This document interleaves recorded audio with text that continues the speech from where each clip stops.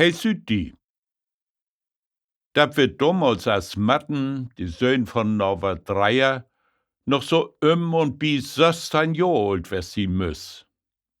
Die ganz Familie Dreier seht kommodig an Kaffeetisch, ja und auch der Herr Pastor wär dabei. Und as dat nu so is, der ein oder Anna geht auch mal so ein bisschen für die Tür, der Ohren tun smögen, die Jungen tun snacken. Von doch is dat oft eins ja auch einmal andersrum. Und jechtens wann stünde Herr Pastor bloß noch mit de jungen Lüd Buden ob'n Dott. Da nehm Matten Dreier die Möglichkeit wahr und hätt lieg ut frauch. Herr Pastor, ist dat redig wahr, wat der Herrgott uns jümmer sieht? Egal wo wir auch sind? Jo, so ist dat, Matten. Süd ihr mir denn etwa auch, werd ich unter de Bettdeck in de Puch lig?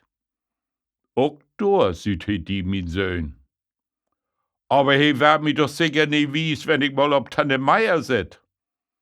Doch, Matten, da kannst du ob verladen.